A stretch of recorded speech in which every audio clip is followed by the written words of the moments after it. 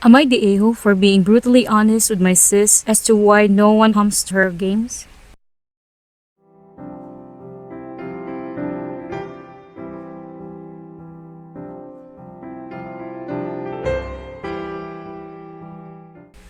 Not the a-hole.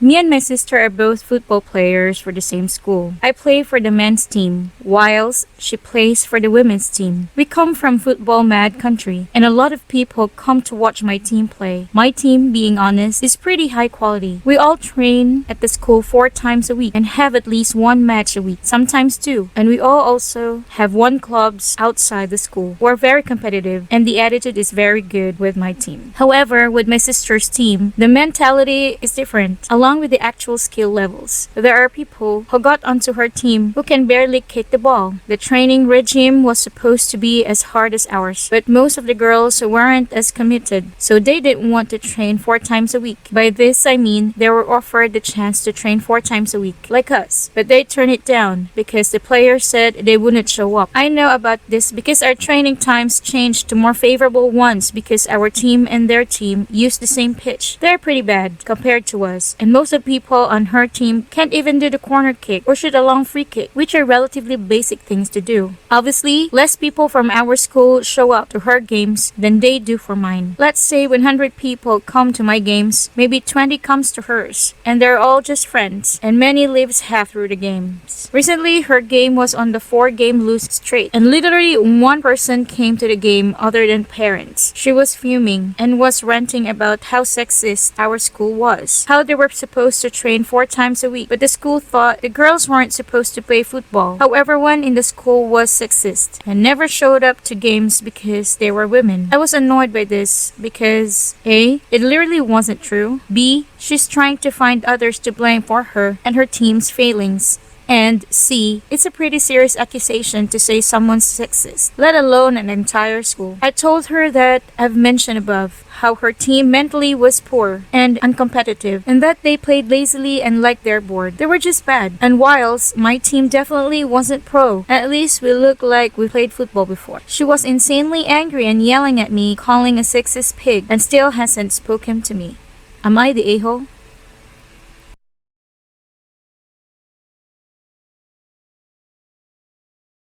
NTA, because when you gave her your reasoning you made no mention of gender, and gave her all good reasons that are true. If she could prove these reasons you listed as untrue, then maybe her statement would stand.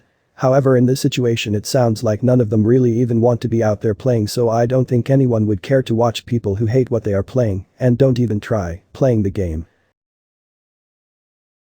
It's just common sense that people won't be as interested in a game where one team isn't trying or is clearly lacking in some way.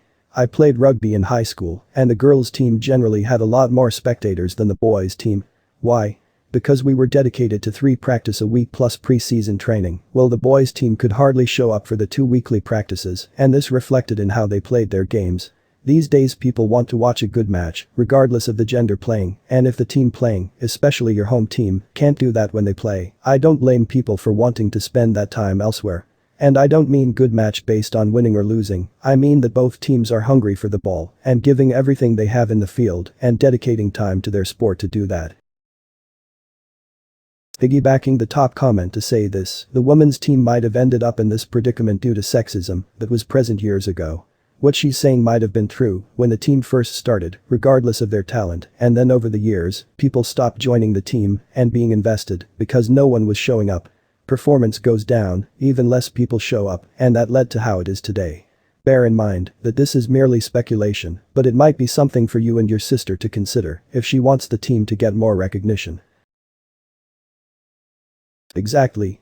A women's football team could be kicking ass, beating every team they play against, and moving 7-0 the ranks, but they'd still have very few followers, because they're women, and for some reason women's sport is seen as less important. Meanwhile a men's team could be losing match after match, never progressing anywhere, and yet have avid followers from all around the world who act as if their lives depend on the outcome of a match.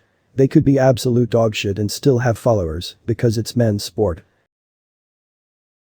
Hey, high school student here, also a guy. I feel like my experience be more relevant than compare viewership of pro leagues. I've attended 3 different high schools in different parts of the world, and the fact seems to remain the same. People attend whatever team they think is going to win or get a medal.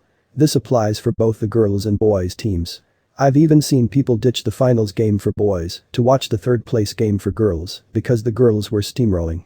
In short, it's fun to watch the team that wins, even more so the one that dominates. I really do think that, especially when it comes to high school games like the one in the op, it really just comes down to a matter of which team is more fun to watch. I understand that this is still anecdotal, but I feel that I still have a good sample size to come to this conclusion.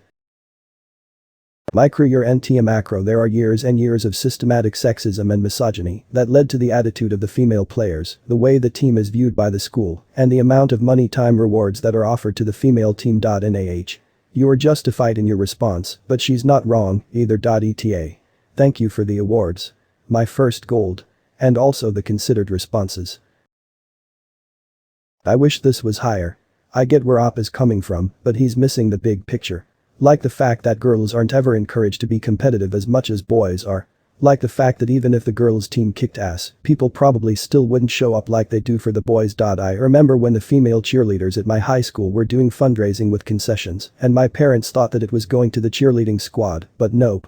It was going to help the boys' football team. Parents of cheerleaders were expected to come in and sell concessions to help the football team. The system is not there to encourage female athletes.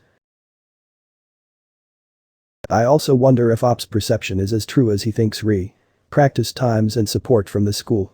Perhaps there's something to what the sister says about the level of support that's actually offered. But people fail to recognize that generations of sexism continues to affect women in sports, even as opportunities are improving. Yes. And also, being called sexist is not a serious accusation. Op is sexist. I'm sexist. Everybody on this goddamn thread is sexist. What's important is that you can acknowledge the biases you have due to the society you grew up in and actively work against them.